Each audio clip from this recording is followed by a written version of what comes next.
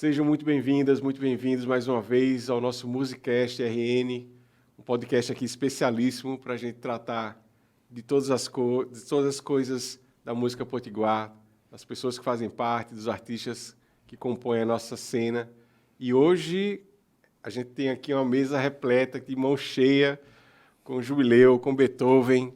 Prazer demais receber vocês dois aqui. Olha, a gente, quando estava pensando nos nomes para compor os convidados aí dessa primeira temporada nossa, acho que a produção e a gente, no primeiro momento, já lembrou de vocês, porque, assim, não só pela qualidade, mas pela história, pela participação, por toda a construção de carreira, né? E para a gente é um prazer ter vocês aqui, gente. Prazer é nosso, né? Exatamente, igualmente. Vamos falar que Tamo junto. tem muita coisa, acho que daria uns 2, 3 programas aqui que a gente fosse compor e falar de todos os projetos, todas as histórias. Mas, assim, para falar dos discos lançados, dos shows, dos encontros, das colaborações, a gente tem que voltar lá atrás um pouco para entender, né, de onde vem essa paixão pela música, de onde vem essa primeira fagulha para acender esse fogo aí. E vamos voltar, como é que a música chega para vocês ali no comecinho? Bem, nós somos filhos de músico, né? Nosso pai era sanfoneiro e minha mãe gostava muito de música, né? Minha mãe gostava muito. Eu tenho um tio também, irmão da minha mãe, que tocava violão e foi ele que me ensinou os primeiros acordes. Então a gente já traz isso muito na genética, né? Sempre gostei de música. Meus brinquedos na infância eram o que não era instrumento, eu fazia de conta que era, entendeu? Virava instrumento. Virava instrumento e foi assim.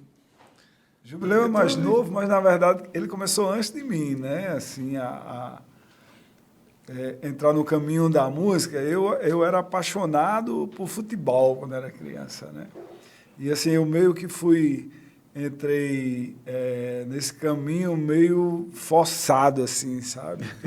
Nossa mãe enxergava um talento musical na gente e, na época, em 1984, a banda de música de Curajolos, que tem uma formação centenária, já a primeira formação de banda de música de Curajolos data-se de 1918, e estava parada e resolveram reestruturar a banda e matricularam a gente lá na Escola de Música Suetônia Batista, né, que é o nome de uma musicista de lá também. Aí a gente começou a estudar solfejo para depois pegar um instrumento. Tinha que dar 80 lições do solfejo de Alex Garaudet, né, que era um tanto quanto genérico esse ensino. A gente aprendia a ler música, né, nos compassos simples, mas não era obrigatório entoar as notas, né? Só depois que a gente pegava o instrumento é que começava a entender a altura das notas. Tinha uma aula também de História da Música do professor Joabel, né, em memória hoje, falecido. E aí se deu o nosso começo. Eu, particularmente, dava não sei quantas lições para passar os dias sem ir para a escola, porque os alunos tinham que estar equilibrados nessa questão do andamento desse solfejo. Daí eu fui o primeiro a pegar no instrumento. Jubileu já tocava. Jubileu toca em banda de baile desde os 10 anos de idade, né? Guitarra, né? E começou com o meu tio ensinando a ele, depois aprendendo os acordes pelas aquelas revistinhas. Revistinha de cifra, né? Cifra e tal. E assim começou a carreira da gente, né? Fomos forjados nesse contexto da tradição da banda de música do interior, né? Essa tradição centenária da música aqui, principalmente lá no nosso Seridó, tem muitas bandas históricas, né, da nossa música. Depois atuando em bandas de baile, grupos de seresta, até vim para Natal, convidado pela banda Terríveis, né? Aí daqui começou uma história... Em 89, né? Em 89. Legal. Mas só pegando carona, só para a gente entender um pouquinho, mas o que tocava em casa? Porque a gente sabe da influência daquela época na rádio, né? A rádio era... Sim.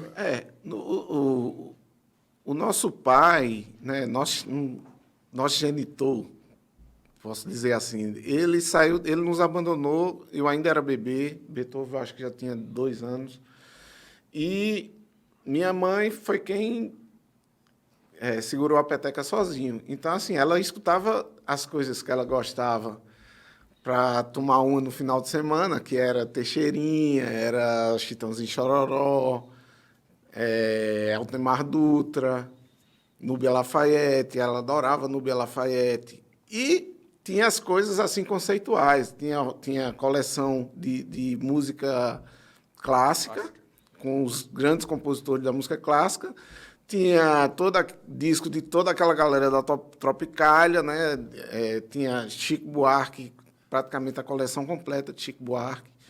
E ela promovia, assim, às vezes, audições durante a semana, entendeu? Quando ela chegava do trabalho, e antes de jantar, a gente ficava ali no final da tarde escutando. Ela, hoje vamos escutar esse disco aqui de fulano de tal.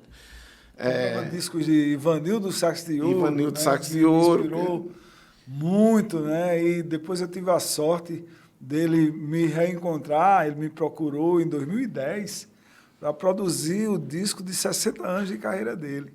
Quando eu fui conversar com ele, descobri que ele guardava mais matérias de jornal, né, do que eu.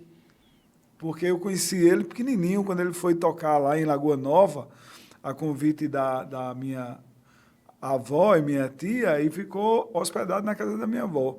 Então, ele já sabendo que tinha um menino que gostava de saxofone, eu tinha um saxofone de plástico nessa época. Ele levou uma camiseta para mim de criança. Até hoje eu tenho essa camiseta, né? Legal. E a gente, de 2010 até ele falecer, né, há 2 anos atrás, a gente não se largou, assim, se falava praticamente todos os dias. Ele estava numa fase de composição riquíssima, né, assim, muito, muito legal, e foi muito interessante. Ivanildo Sax de Ouro, Teixeira de Manaus, né, foram A gente já conhecia, né? Porque minha mãe tinha os discos de Teixeira de Manaus, Valdir Azevedo. Aí foi se enveredando. A gente tocou lá em Currajal, depois dessa formação inicial na banda de música, começou a atuar nas serestas, nos bailes, com Francilúzio, que era um violonista que tocava, multi-instrumentista, tocava violino, violão, Teclado, bandolim, excepcionalmente, sabe, bem, assim. Então, ele tinha um programa na Rádio Ouro Branco lá de choro. Então, a gente já começou, foi iniciado no choro aí, que é uma das minhas paixões, né? Quando a gente veio para Natal, passamos 4 anos na Banda Terríveis, depois voltamos para o Seridó para tocar no circuito musical. Na verdade, a gente continuou morando aqui, mas o circuito tinha sede em Caicó, na época, né, que era uma banda de baile que virou uma banda de forró depois. E depois a gente conheceu Pedro Mendes, que é um cantor e compositor aqui de Natal, que a gente começou a tocar com ele. Saímos do baile, né, nessa época, para enveredar para música autoral, né, e para shows e tal.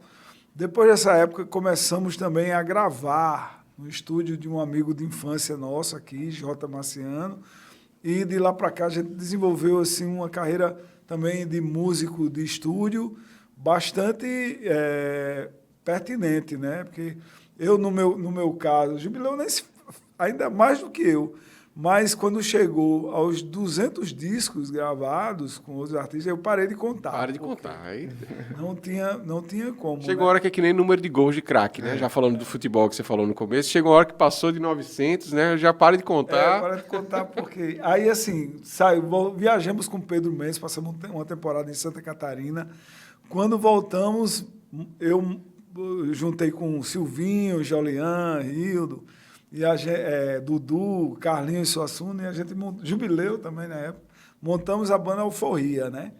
Jubileu foi convidado para tocar com a Eliane, né? Eliane do Forró, rainha do Forró. Em 94, gravou já em São Paulo, na Gravodisc, que era um estúdio, um dos maiores estúdios de São Paulo, um disco histórico de Eliane, né? Que tem Gravei 2 discos, de Nailô Proveta fazendo os Naipe arranjos de de sopro, Oswaldinho Arismar do- do Espírito Santo, Oswaldinho do acordeon. Oswaldinho do Cordeão.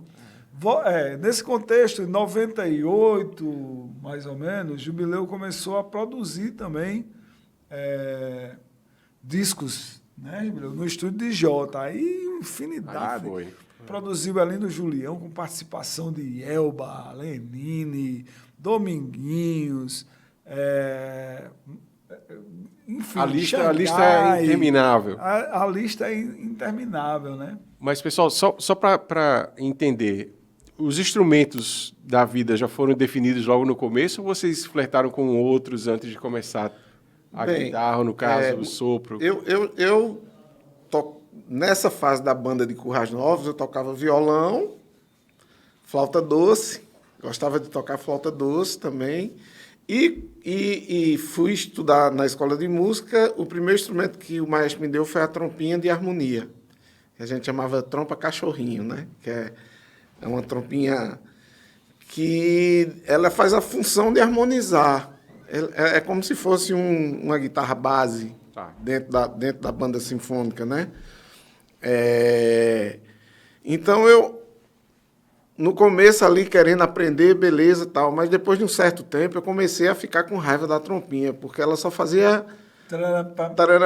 a gente tocava dobrados e valsas, então os dobrados eram... Então, eram 3 trompas para formar uma tríade, um acorde tríade, para harmonizar o...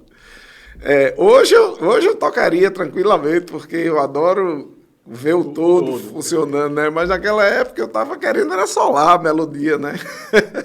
E aí, caniguei tanto o maestro Zé Carlos, né? O maestro Zé Carlos, que ele terminou me dando um trompete. Ele ficava com medo de me dar o trompete, porque, assim, era um instrumento que forçava muito, né? A gente não tinha os métodos e a forma de aprender a soprar corretamente. Não tinha, era uma coisa dizer que a gente rústica, né? A gente ia na tora mesmo. a tocar do que a soprar. Entendeu? Era aquela coisa... coisa... soprar muito depois. E assim, tinha caso de trompetista que ia tocar o carnaval e chegava no segundo dia, tava os pingos de sangue saindo assim pela campana de tanto o cara forçar e estourava o lábio. Tinha essa coisa assim, e ele ficava com medo, porque eu era uma criança, eu tinha 8 anos de idade, entendeu? Mas aí eu perturbei tanto que ele me deu, né? A nossa mãe comprou os instrumentos, o sax e o trompete, para a gente já não ficar dependendo de instrumento da banda, da prefeitura, né? E aí, assim, eu já tinha essa coisa desde sempre de gostar de tocar vários instrumentos.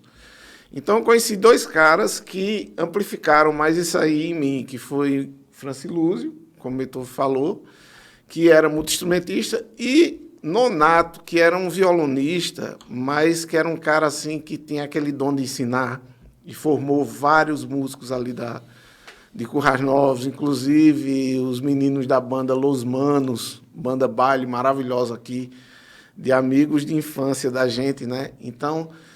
Nonato, ele me estimulava a tocar vários instrumentos também, assim. Contrabaixo, eu comecei a pegar no contrabaixo através de Nonato, que dizia, não, tente aqui. Só que, assim, eu era pequenininho e as cordas muito grossas, fazia calo e não alcançava nem a tarraxa direito, assim, para afinar, né? Mas gostava de mexer com todo... Mas, assim, depois desse período, quando viemos para Natal... que eu entrei na banda Terríveis cantando e tocando trompete. Praticamente 8 meses, um ano depois, eu comecei a tocar guitarra. Aí, quando eu assumi a guitarra dos Terríveis, aí eu parei e me dediquei só a estudar guitarra, né? Daquela forma, assim, muito intuitiva para a época ali, no começo dos anos 90. A gente não tinha acesso há muita coisa, falando assim, um pouquinho antes sobre isso, né? Não tinha, assim, era os discos, era as fitas cassete, era... Depois as vídeos... Depois começou a chegar umas videoaulas, né, em VHS e tal, e era a forma que a gente estudava, era tirando de ouvido ali as músicas, tirando improvisação, estudando, né? Os primeiros guitarristas, assim, que eu comecei a tirar as músicas foi Jorge Benson, sabe? O próprio Armandinho, daqui da Bahia, né? Aqueles frevos trieletizados, né, que se toca na guitarra baiana, mas eu tirava na guitarra. E aí passei um bom tempo, eu acho que uns 15 anos, 15 anos não, uns 10, né, que foi no período ali de 90 até 2000, estudando guitarra, né? E aí depois, com a formação da banda Perfume de Gardenia, eu voltei a soprar no trompete e estou até hoje soprando assim, não diariamente, mas tá ali sempre na minha rotina, né? No estúdio, e sempre gravo, estou gravando. Beethoven, Eu comecei com bombardino, cara. Depois trombone de válvulas. você já começou com um E instrumento assim, que teve uma coisa interessante no começo da carreira da gente, que quando a gente pegou os instrumentos lá na banda de música Currais Novos, e começou a estudar as posições das notas do instrumento, ia já com um caderninho de marchinha de carnaval, aprendendo já fazendo o repertório. Então, no mesmo ano, na virada de 84 para 85, a gente já tocou um baile de carnaval no Réveillon, lá inaugurando a feira coberta lá de Currais Novos e tal. Eu tocou o Réveillon já, e a partir daí já foi o meu primeiro cachê e nunca mais parei. Já em seguida, já o carnaval, a gente molequinho, já tocando carnaval, 5 horas, bicho, de baile, assim. Enfim, foi uma coisa bem... outros tempos, né? Aí depois, quando mudou, a condição que minha mãe deu para a gente migrar para Natal é que a gente continuasse os estudos e matriculasse a gente no Instituto de Música, né? Aí eu comecei a estudar teoria e solfejo no Instituto Valdemar de Almeida, tomei muito gosto por essa pesquisa e tal, e logo depois, assim, conheci minha esposa, né? A gente namorava e tal, eu já estava concluindo o ensino médio, ela engravidou, eu parei de estudar para me dedicar a ela, a minha filha, e focar mais no trabalho e tal. E a gente combinou que quando ela estudava o primeiro ano do ensino médio e eu o terceiro. A gente combinou que quando nossa filha crescesse um pouco, ela voltaria a estudar. Quando ela chegasse no terceiro ano, eu estudaria com ela e a gente concluía o ensino médio. Assim aconteceu. Depois do terceiro ano, né, do ensino concluído, aí eu fiz o vestibular e cursei o bacharelado em música com habilitação do saxofone. Foi aí onde eu aprendi a soprar. Ou seja, Direito, né?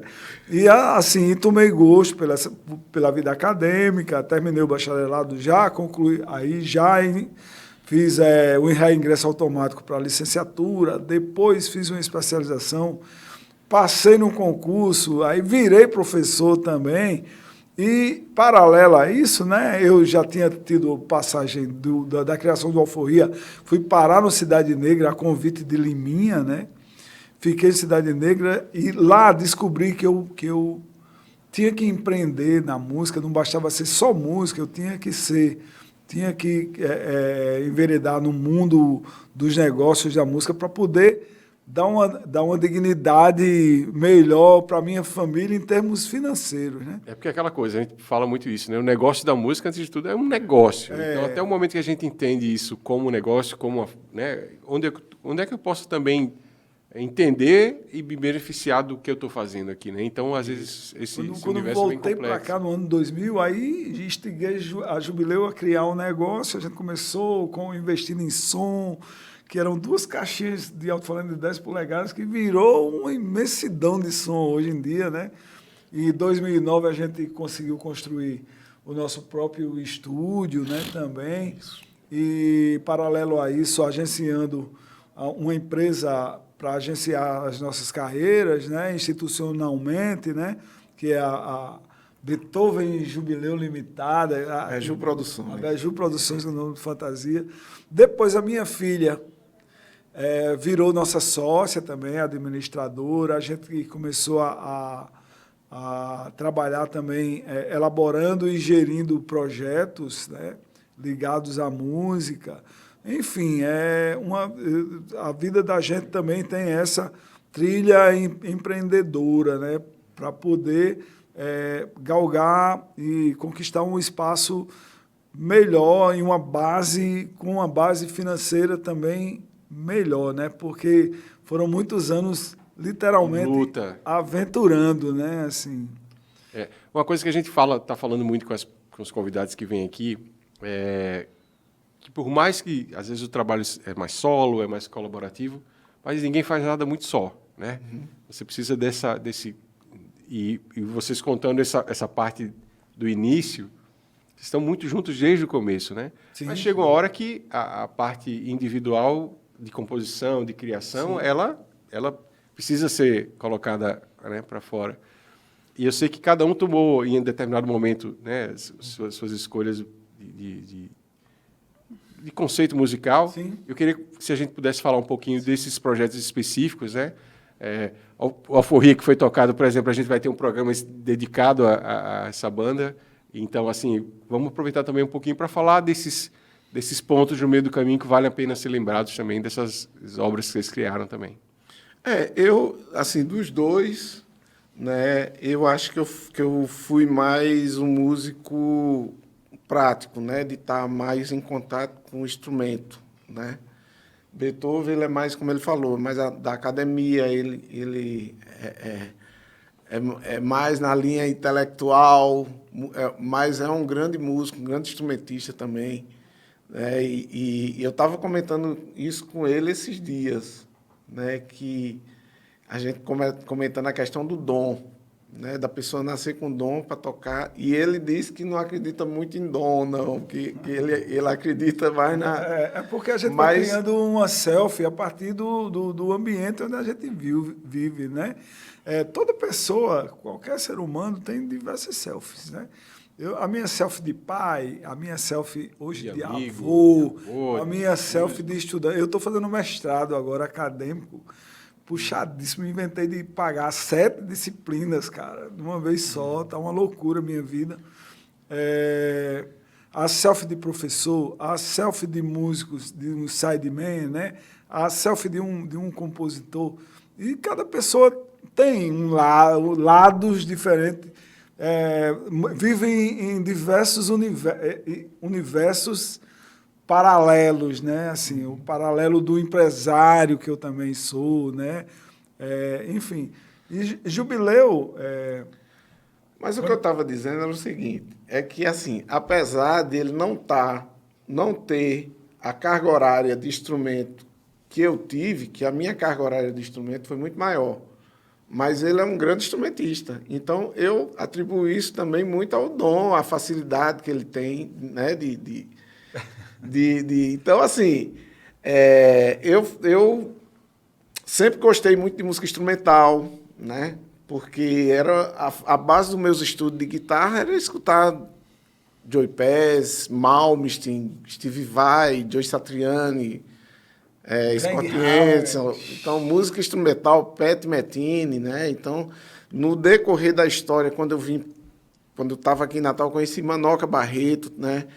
E a minha formação acadêmica até aí era nenhuma. Com o Manoca, ele me deu o curso de harmonia funcional intensivamente, em 3 meses. Era um curso que durava 1 ano e meio na escola de música, né? Mas ele me abraçou assim, disse, olha, na época ele tinha uma escola particular, que era TOC, Escola Livre de Música, e ele meio que me deu esse empurrão para mim começar a ensinar lá na TOC, né? Então, eu ensinava para uma galera mais iniciante, quando a galera chegava num determinado nível, ia para... Então, ele também me apresentou muitos guitarristas que eu não conhecia, e aí eu comecei a compor música instrumental, gravei o meu primeiro disco em 2001, comecei... Nesse período, já fazia uns 4 anos que eu trabalhava em estúdio, produzindo banda de forró e tal. E resolvi fazer o meu disco em estúdio. Não consegui, né, no estúdio, porque no estúdio eu não gostava de nada que eu fazia, né? Ia fazer um improviso, não rolava, fazer outro, não rolava, fazer outro, não rolava. Eu digo, não, vou gravar ao vivo, porque o que rolar é o que vai ficar. E aí eu gravei o meu primeiro álbum ao vivo na Casa da Ribeira, em 2 sessões, na Casa da Ribeira e na Casa da Indústria. Foi mixado por Eduardo Pinheiro, né, o estúdio Megafone. E esse disco, com 9 faixas, esse disco, eu não cheguei nem a prensar esse disco em fábrica mesmo. Fiz uma cópia aqui no Alecrim, 300 cópias, e o negócio saiu, galera saiu copiando um para outro, enfim, nesse período, ele foi lançado em 2003, no período de 2003 até 2006, 2007, eu fiz vários festivais de música instrumental, né? Fiz Guaramiranga, toquei no BNB Cultural em Fortaleza várias vezes, Jampa Jazz, João Pessoa, Festival de Musifest em Niterói. E a partir da minha música instrumental comecei a conhecer os meus ídolos, né? Ricardo Silveira.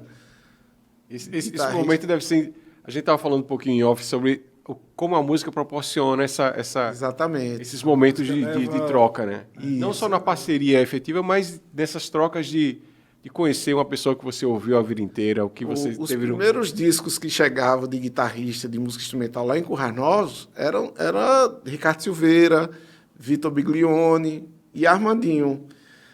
De fora, assim, o que a gente conhecia mais era Santana, Jorge Benson, mas não tinha muito mais além disso, não. Então, eram os meus ídolos, assim, né? São até hoje. Né? Então, eu acho que... e Beethoven tem essa ligação muito forte com o reggae, por causa do Alforria. Depois de Cidade Negra. E com o choro. Né? Assim, eu considero Beethoven um músico chorão mesmo, assim, porque ele se dedicou e tem uma pesquisa, né, Beethoven envolvida, não então, é só querer tocar. Né? Quando a gente começou na banda de música, sempre trocava figurinha com os outros músicos mais velhos de partitura de choro, né?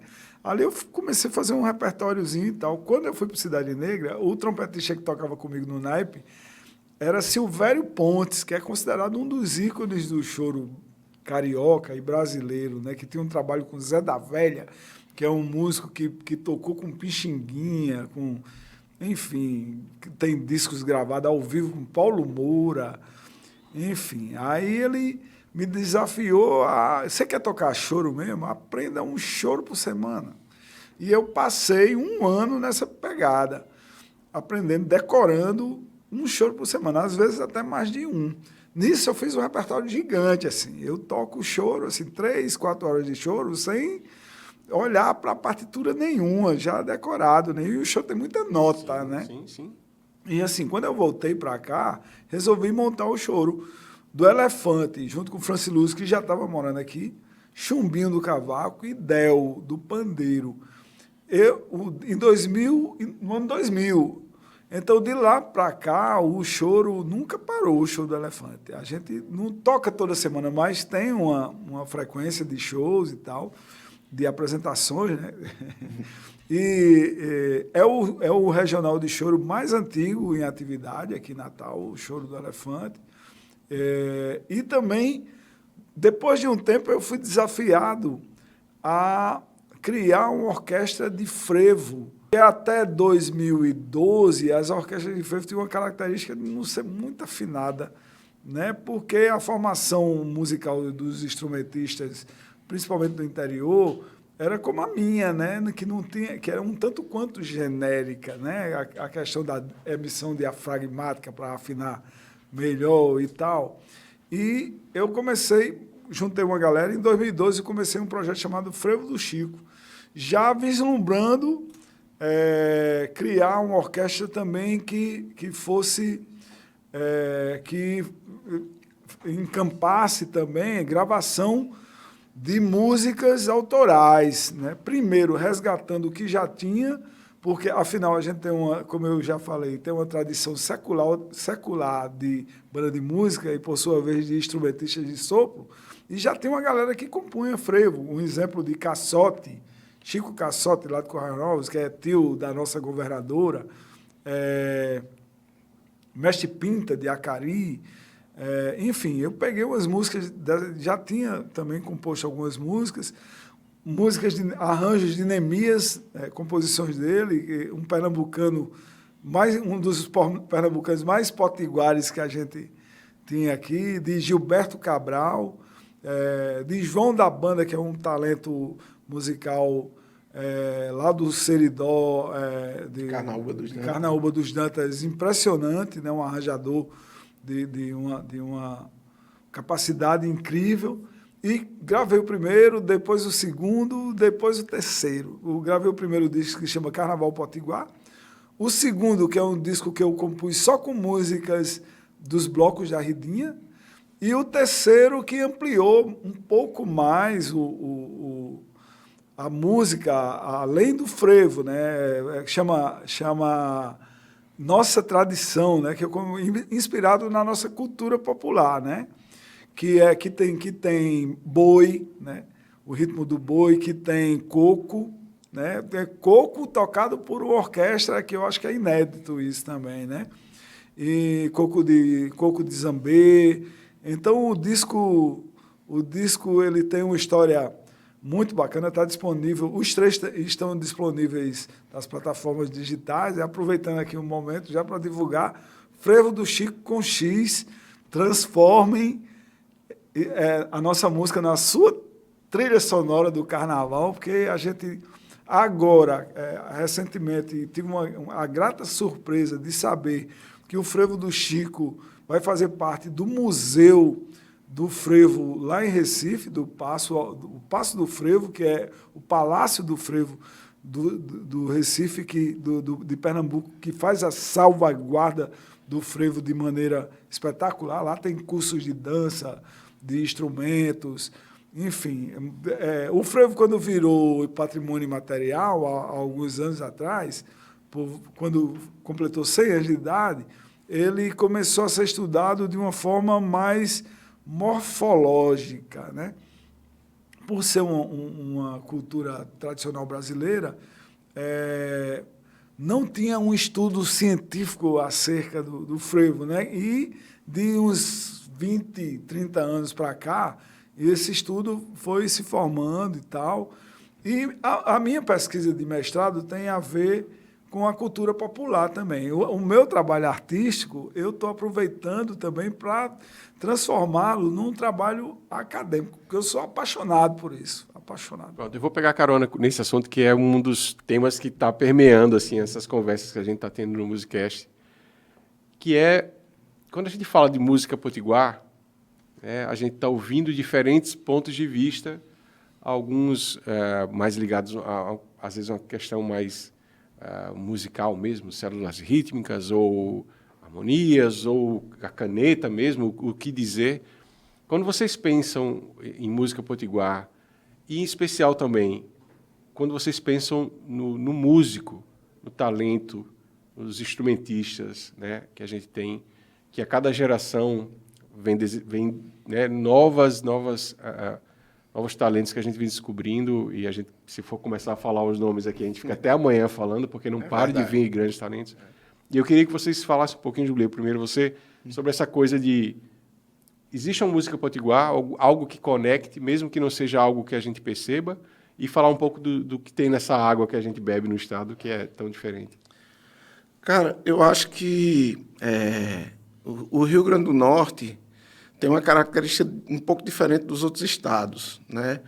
Porque, assim, você dá um rolê no Ceará, o Ceará tem uma referência, né, com aqueles compositores dos anos 70 ali, né, aquele movimento forte da música cearense invadindo o Brasil, assim como na Paraíba aconteceu com Zé Ramalho, e Pernambuco com Alceu, e por aí vai, né? Aqui, as representações que a gente teve que foram um sucesso, assim, que eu me lembro, quando eu era criança, tinha Carlos Alexandre, tinha Giliardi, né? Hoje em dia a gente tem algumas figuras, tem a Roberta Sá, Juliana Linhares, tem Cristal, tem Marina Lali, Potiguara Bardo, Potiguara, Luísa, a Orquestra Camarões, enfim, hoje os tempos são outros, mas em compensação, o Rio Grande do Norte, quando eu comecei a tocar, existia um movimento muito grande de banda baile. Então, o Rio Grande do Norte exportava banda baile aí para Para tudo quanto era canto. Tinha grandes bandas aqui, Impacto 5, Terríveis, Banda Feras, Circuito Musical, em Currais Novos tinha Banda Tártaros. Enfim, aqui em Natal tinha um... E eu acho que a gente sempre absorveu muito tudo que, talvez por essa característica do baile, né? Então, assim, eu acho que aqui no Rio Grande do Norte é difícil você dizer que tem uma música própria daqui. Que tem, mas os trabalhos são muito diversificados, né? Então, talvez a pluralidade dele. Uma pluralidade, né? Assim, só, por exemplo, na área instrumental, por exemplo, eu sinto que os instrumentistas aqui pendem mais para o jazz tradicional, talvez por causa da guerra que, né? Que trouxe... Os americanos fizeram uma base aqui, né? Fizeram a base, trouxeram as big bands e tal. Talvez tenha isso, né? Blues assim, também, né? Tem muitas bandas de blues maravilhosas, né? Então, eu venho dessa linhagem do baile. Dessa linhagem do baile, onde a gente tocava de tudo, e isso se reflete no trabalho que eu faço hoje, né? Que eu... desde 96 para 97 que eu comecei a trabalhar com gravação, né, e nunca parei. Então, assim, eu tenho que estar antenado de tudo que está rolando, né, para poder produzir e atender bem as pessoas. Então, assim, é uma pergunta... É uma pergunta que é aberta, né? Ela não tem ponto final, né? Era uma discussão. A questão constante. Do choro mesmo, né? Tem nos anos... Tem o cachimbinho, né? No final dos anos 30, o cachimbinho, que é oriundo aqui de cidadezinha perto de Ceará-Mirim, agora deu um branco. Itaipu. Veio para Natal e aqui... Taipu, né? Taipu. Ele veio para Natal e aqui ele foi estudar na escola ali, que hoje é o Xuxo, né? E formou um conjunto chamado Pan Jazz. E aqui ele começou a atuar em orquestras do Clube América, né, que tradicionalmente tinha uma big band tocando lá, na época da ocupação dos americanos aqui, né, que construíram uma base em Parnamirim, enfim. E o choro, ele migrou para o Rio de Janeiro e lá atuou na Orquestra Tabajara da Paraíba, que migrou também nesse período para o Rio de Janeiro, né, e lá ele começou a compor choro, com influência tremenda do blues e do jazz, né? Eu montei uma apresentação um dia desse com as músicas dele, tocada em ritmo de jazz e blues, que, assim, quem não conhece a música, jura que é um standard clássico, antigo, assim, entendeu? Por conta dessa influência que ele tem e transformou o choro brasileiro, trouxe para essa linguagem, né, do jazz, do blues e tal. Na verdade, ele revolucionou. A importância de cachimbinho é a mesma de pixinguinha para o choro, né? Eles são de gerações diferentes e tal. Eu sou apaixonadíssimo por choro, por sinal a gente está gravando, depois de 24 anos, estamos gravando o nosso primeiro disco de choro. Eu já tinha produzido uma coletânea que chama, na ocasião do centenário de Cachimbinho, a gente gravou um disco chamado Eternamente Cachimbinho, que reuni vários grupos de choro aqui, de Natal, e cada grupo era responsável de interpretar uma música de cachimbinho e uma música autoral, né? Ali como eu dei um pontapé inicial para as gravações autorais do Choro do Elefante, e agora a gente vai estar finalizando o primeiro álbum do Choro do Elefante, que vai ser lançado no começo de 2025, né? Na ocasião da comemoração dos 25 anos do Choro do Elefante. E, dito isto, a influência do blues, do rock progressivo, que é muito grande. Na época o Impacto 5 virou Flor de Cactus e fez uma mistura muito interessante do rock com a música nordestina, né? E deixou um legado muito bacana, de composições de Babal, né? participação de Joca Costa. Produzido por Zé Ramalho. Produzido por Zé Ramalho. Tem esses discos aí, acho que são Uns 2 discos ou 3 maravilhosos, onde passaram por essa banda Mingo Araújo, Neguinho Baté, Kiko Chagas, Fernando Luna, Etelvino. A gente também não pode esquecer de falar de Fernando Luiz. Fernando né? Luiz. Que foi calouro no programa de Chacrinha. Exatamente. Que foi um cara que levantou a bandeira da música brega, que levanta a bandeira da música brega e levanta a bandeira da música potiguar. Até hoje ele tem um programa chamado Talento Potiguar, que é um programa incrível, já longevo, né? E essa questão dos músicos de sopro, né? Depois, em 2012, na época que a gente montou o Frevo do Chico, 2013 começou um programa do governo federal chamado Pronatec, que levou o ensino de música para o interior e transformou literalmente os músicos do interior em músicos mais capacitados, né? Daí começaram hoje em dia você no carnaval não existe mais orquestra desafinada. As orquestras são hiperafinadas devido a esse processo que se deu através de treinamento, de capacitação, através do Pronatec. Daí, as bandas do interior começaram a encaminhar músicos aqui para a escola de música da universidade, né? Tem professor já doutor aqui, que saiu do interior e já virou doutor em música. O exemplo de Clênio Barros, que é o trombonista lá de Cruzeta, que mora em Portugal hoje, do saxofonista Paulinho, que está finalizando no Canadá o doutorado dele, que já é professor da nossa escola de música aqui da universidade, e muitos outros que se espalharam, enveredaram pela música erudita, né? Também, de um tempo para cá, a escola de música também começou a ampliar os cursos para música popular, né? Tem um saxofonista aqui de Brasília, que é professor daqui, que é mestre em jazz, né?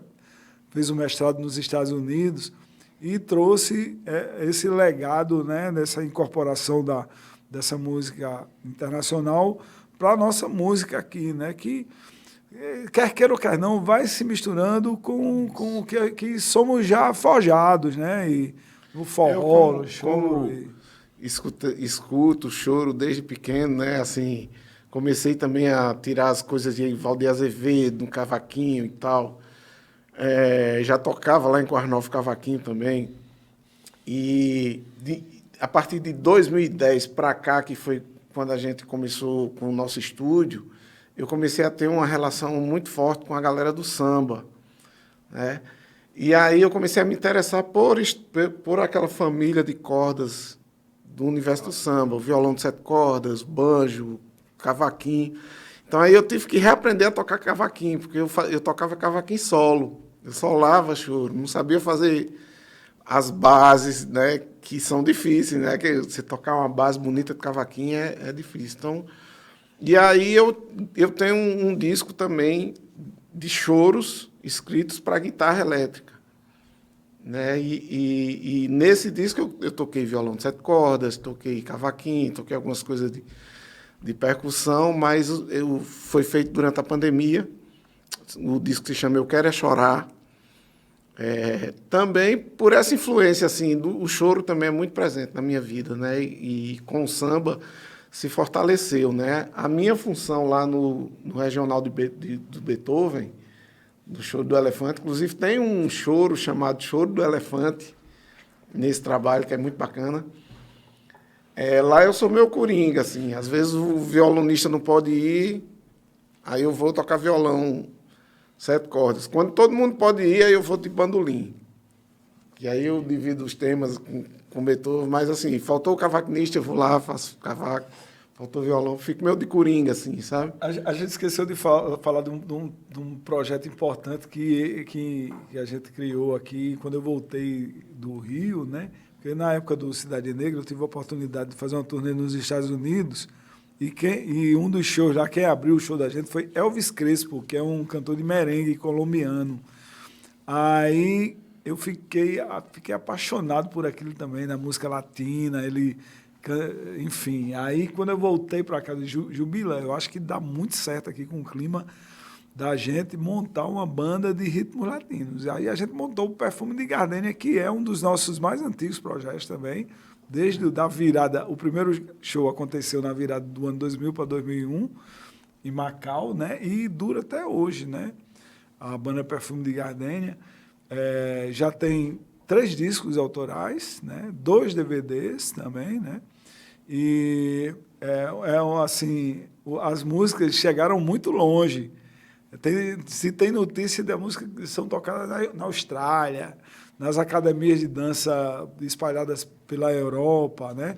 E é uma particularidade que a maioria das músicas são escritas em português, né? Que é uma coisa diferente do que se vê no mercado aí. Esse assunto cabe até um programa só para falar disso, porque toda essa história a cúmbia só chega até determinada parte do norte do país, não chegou para o resto do país. Tem todo um assunto aí que é interessantíssimo. Gente, só queria falar de uma coisa que é muito interessante, que durante toda essa nossa conversa mostra bem a paleta de cores, a quantidade de estilos musicais que vocês foram aprendendo, descobrindo, se interessando, se renovando, né? E aí, quando eu que já acompanho a carreira de vocês ali na plateia há tanto tempo, a cada vez que a gente via, tinha um componente novo, tinha uma apresentação nova, tinha um tempero novo, né? E a gente percebe que isso não vai parar, porque a cabeça de vocês dois é sempre olhando para frente, apesar de um catálogo gigante de obras, assim, mas vocês já estão pensando no futuro, apontando para o futuro. E para amarrar essa conversa, o que é que a gente tem no forno para agora?